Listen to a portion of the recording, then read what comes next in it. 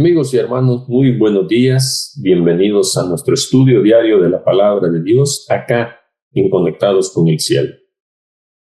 Estamos en este trimestre estudiando temas en el Evangelio de Juan y llegamos ya a la lección número 7, que trae como tema para esta semana: bienaventurados los que creen. Ese es el tema para esta semana que estamos estudiando en la lección número 7.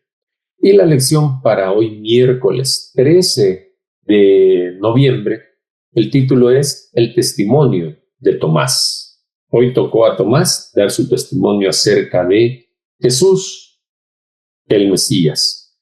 Y así es, vamos a hablar de Tomás.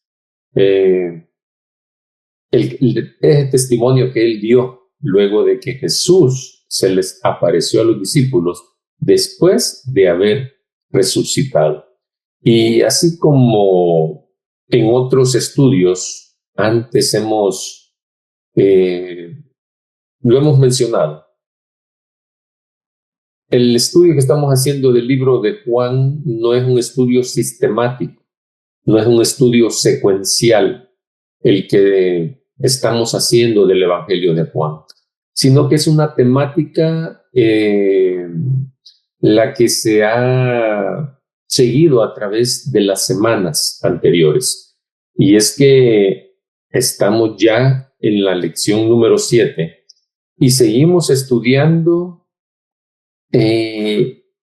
testimonios de diferentes personas, testimonios que hicieron diferentes personas acerca de Jesús. Porque es que Juan entonces escribió haciendo tanto énfasis en el testimonio de muchas personas. ¿Por qué habrá escrito eso Juan? Recordemos que en nuestros primeros estudios dijimos que cuando el Evangelio de Juan fue escrito, hacia fines del siglo I, 3 grandes peligros amenazaban la vida y la pureza de la iglesia cristiana. El más serio era la decadencia de la piedad. Ese era el problema más serio que atacaba la iglesia cristiana. Otro era la herejía y sobre todo el gnosticismo, que negaba la realidad de la encarnación y fomentaba el libertinaje. Ese era otro de los problemas que estaba sufriendo la iglesia cristiana. Y el tercero era la persecución. Y antes de continuar, vamos a orar para que el Espíritu Santo pueda guiarnos en el estudio de hoy. Padre, gracias, porque hasta aquí tú nos has ayudado. Estamos ya, Señor, en el día miércoles de esta semana. Y, Señor, como cada día lo hacemos estudiando tu palabra y orando para que nos acompañes, para que tu Espíritu Santo pueda guiarnos durante este estudio. Ven y acompáñanos, oh Dios, y que el estudio sea de provecho para cada uno de nosotros. Oramos en Jesús. Amén. Bien, y para finalizar esta parte de la introducción, esta parte introductoria, solo quiero mencionar algo más. Y es que cuando Juan escribió su epístola, su evangelio, habían transcurrido ya alrededor de unos 30 años desde que se escribieron los otros evangelios, es decir, Mateo, Marcos y Lucas. Ya se habían escrito. 30 años después, Juan decidió escribir, ¿verdad? Ya era el único sobreviviente de los 12 apóstoles, y él sintió el deseo de presentar de nuevo la vida de Cristo a fin de contrarrestar las fuerzas malignas que amenazaban con destruir a la iglesia, con aquellos problemas que mencioné hace un momento, ¿verdad? Entonces se necesitaba un cuadro vívido del Salvador a fin de fortalecer la fe en la realidad de las grandes verdades del Evangelio. Eso era lo que quería Juan, fortalecer la fe en esas grandes verdades del Evangelio, ¿verdad? Tales como la encarnación de Jesús, que algunos no creían que era el Hijo de Dios aún. También no creían en su divinidad, en su verdadera divinidad, ¿verdad? Veían a Jesús solo como un profeta, no lo veían como el Hijo de Dios. Y también, si era el Hijo de Dios, no creían en que Él se había convertido en humano, ¿verdad? En su vida perfecta también, ¿verdad? Eso es lo que el Evangelio de Juan también nos muestra, esa muerte expiatoria de Jesús por cada uno de nosotros, y asimismo, pues, su gloriosa resurrección y su promesa de regresar por segunda vez.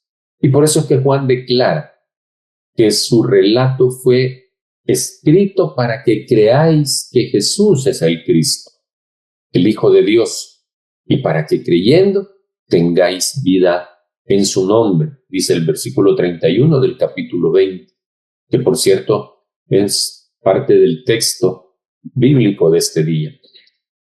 Juan admite francamente que podría haber referido mucho más, dice en el versículo 30, pero que solo ha relatado lo necesario, aquellos hechos que él considera más convenientes para poder atestiguar de las grandes verdades fundamentales del Evangelio. Vamos a leer nuestro texto bíblico. De hecho, el texto bíblico se basa hoy en Juan 20, 19 al 31, pero no lo vamos a leer todo porque la historia creo que la conocemos, la mayoría la conocemos todo. Vamos a leer algunos versículos claves para el estudio de hoy. Este texto nos relata cuando Jesús se le aparece a los discípulos. Los discípulos habían regresado de Emaús, ¿verdad? Volvieron de noche, dice el texto bíblico, y estaban reunidos en el aposento alto, ¿verdad? Estaban con las puertas cerradas por miedo a morir. Recordemos que también estaban siendo perseguidos por los judíos. Y Jesús se les apareció por primera vez adentro del aposento alto, adentro de ese lugar donde estaban con las puertas cerradas. Y en ese momento Jesús les dejó la misión enviándolos a predicar el Evangelio, ¿verdad? Y entonces les dio, con un soplo, dice ese texto, les dio el Espíritu Santo. Con un soplo les dio el Espíritu Santo. Pero realmente el derramamiento, ¿verdad?, pleno del Espíritu Santo vendría días después, en el día del Pentecostés. En esta ocasión Jesús sopló, ¿verdad?, el Espíritu a ellos para que ellos entendieran de que no iban a realizar nada en esta tierra, es decir, esa tarea también que les había dado, no la iban a poder realizar sin el Espíritu Santo, ¿verdad? No podían hacerlo sin la ayuda del Espíritu Santo. Eso era lo que Jesús quería enseñarles en ese momento. Jesús dejaba a los discípulos como sus representantes de su iglesia en la tierra y tenían que velar por los intereses espirituales y las necesidades de cada uno de sus miembros. Ellos ya habían sido instruidos por Jesús durante su ministerio, ¿verdad? Y entre una de sus principales responsabilidades estaba el trabajo en la restauración de sus miembros descarriados, estimulándolos para que se arrepientan y se aparten de sus malos caminos. Esa era una de sus principales responsabilidades, ¿verdad? Atraer a aquellos que se habían descarriado. Y sobre esto dice el Espíritu, dice el deseado de todas las gentes, capítulo 84. Paz a vosotros, se titula ese capítulo. En la página 745 dice Elena de White, ella escribió ahí, inspirada por el Espíritu Santo, escribió lo siguiente: Los discípulos empezaron a comprender la naturaleza y extensión de su obra. Habían de proclamar al mundo las verdades admirables que Cristo les había confiado, los acontecimientos de su vida, su muerte y su resurrección, las profecías que indicaban estos sucesos, el carácter sagrado de la ley de Dios, los misterios del plan de salvación, el poder de Jesús para remitir los pecados. De todo esto debían ser testigos, dice Elena de White, y darlo a conocer al mundo. Debían proclamar el evangelio de paz y salvación por el arrepentimiento y el poder del Salvador. Y luego, después de esta parte de este texto bíblico, luego después de esto aparece Tomás ya en acción, aparece en el relato ya Tomás. Ese es el tema tiene que ver con el tema de esta mañana, o de este estudio. Y aparece Tomás y dice el versículo 24 en adelante. Pero Tomás, uno de los 12, llamado Dídimo, no estaba con ellos cuando Jesús vino. Le dijeron pues los otros discípulos, al Señor hemos visto. Y él les dijo, si no vieren en sus manos la señal de los clavos, y metiere mi dedo en lugar de los y metiere mi dedo en el lugar de los clavos y metiere mi mano en su costado, dijo Tomás, no creeré. 8 días después estaban otra vez sus discípulos dentro y con ellos Tomás. Ahora sí estaba Tomás ahí. Llegó Jesús por segunda vez, estando las puertas cerradas nuevamente. Y se puso en medio y les dijo, paz a vosotros. Luego dijo a Tomás, fue directamente a Tomás y le dijo, pon aquí tu dedo y mira mis manos y acerca tu mano y métela en mi costado. Y no seas incrédulo, sino creyente, le dijo Jesús. Entonces Tomás respondió y le dijo, Señor mío y Dios mío. Jesús le dijo, porque me has visto, Tomás, creíste. Bienaventurados los que no vieron y creyeron. Hizo además Jesús muchas otras señales, dice el apóstol Juan, en presencia de sus discípulos, las cuales no están escritas en este libro, en este evangelio, no las escribió Juan, pero estas se han escrito para que creáis que Jesús es el Cristo y el Hijo de Dios, y para que creyendo tengáis vida en su nombre. Así es. Este es el texto. Al Señor hemos visto, le dijeron a Tomás, pero luego leemos lo que Tomás les dijo. Les dijo Tomás, si no viere, ¿verdad?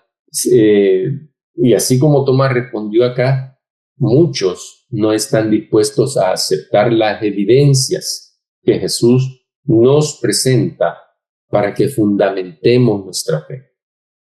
No aceptamos esas evidencias y por lo tanto no podemos aumentar nuestra fe, crecer nuestra fe, fundamentar nuestra fe, porque no creemos en las evidencias de nuestro Señor Jesucristo.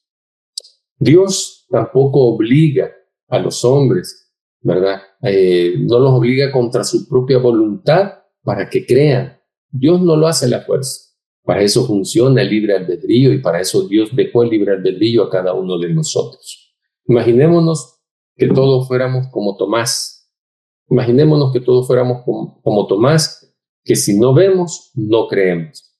Imaginémonos nuestros hijos, imaginémonos las siguientes generaciones, nunca tendrían el conocimiento de Jesús y nadie habría creído en él.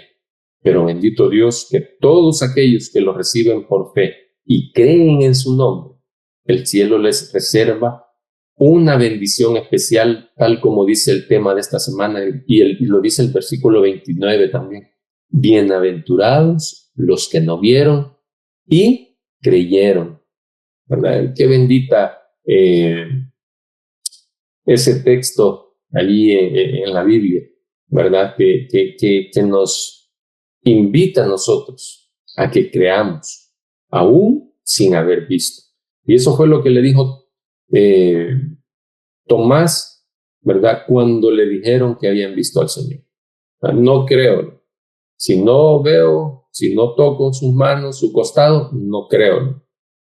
Entonces, después de 8 días, tal como leímos en el texto bíblico, después de 8 días, estaríamos hablando ya del siguiente domingo. Recordemos que eso sucedió el domingo en la noche, ¿verdad? Y el siguiente domingo, ¿verdad? O sea, después de 8 días, ellos se reunieron nuevamente. Y aquí es donde muchos creen que por estas reuniones que tenían los discípulos, muchos creen y sostienen que con estas 2 reuniones se da el comienzo para la conmemoración del día de la resurrección de Jesús, santificando y consagrando el día domingo como un día de culto a Dios. Sin embargo, en ningún momento se hace mención de algún hecho tan importante, ni un propósito para tal día. En ningún momento se menciona nada relevante, ¿verdad?, para ese día. Bien, después de los 8 días, decíamos, se reúnen, ¿verdad? Se vuelven a reunir los discípulos. Y en esta ocasión sí estaba Tomás ahí con ellos.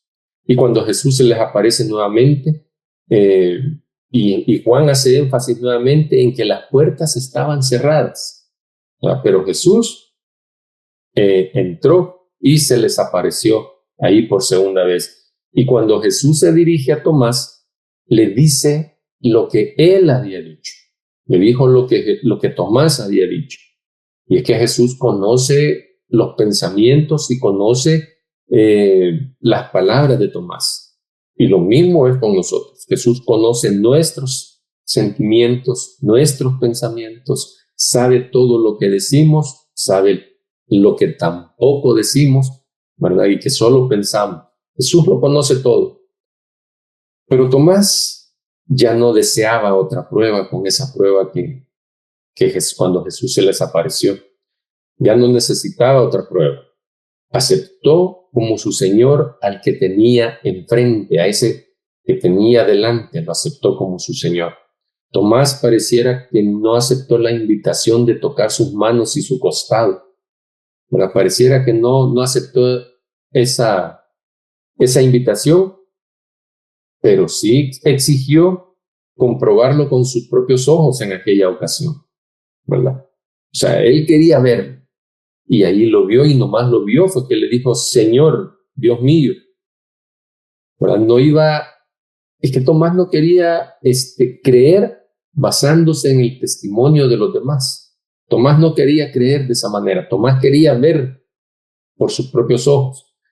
Y aunque Jesús le reprochó a Tomás su falta de fe, también ahí Jesús alabó a aquellos que estaban dispuestos a creer sin comprobarlo con sus sentidos como lo hizo Tomás. Jesús alabó por eso decíamos en el versículo 29, bienaventurados los que no vieron y creyeron, ¿verdad? Jesús alabó a aquellos, es decir, a nosotros, que no hemos visto y hemos creído por fe. El apóstol Juan termina este capítulo resumiendo el propósito por lo que él escribió, ¿verdad? Y el plan que él siguió al elegir su material, lo que él quería escribir. Pero su propósito era demostrar que el Jesús, el hijo del carpintero, ese hijo del carpintero, ese niño de Nazaret, eso quería Juan, demostrar que Jesús, ¿verdad? Ese hombre que conocía, el que los hombres conocían, ese hombre era ciertamente el Mesías. Eso era lo que quería demostrar Juan, ¿verdad? Al escribir su epístola 30 años después de haber escrito el último de los evangelios, ¿verdad? Mateo, Marcos y Lucas. Vamos a finalizar el estudio de hoy con una cita de Elena de White, escrita, inspirada por el Espíritu Santo.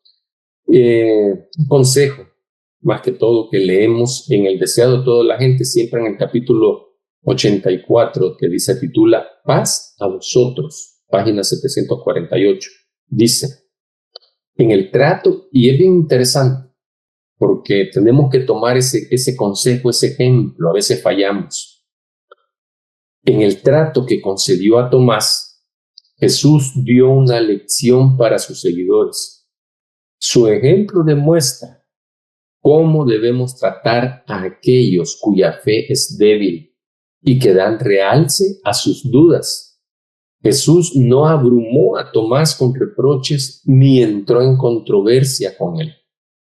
Se reveló al que dudaba. Tomás había sido irrazonable al dictar las condiciones de su fe, pero Jesús, por su amor y consideración generosa, quebrantó todas las barreras. La incredulidad queda rara vez vencida por la controversia.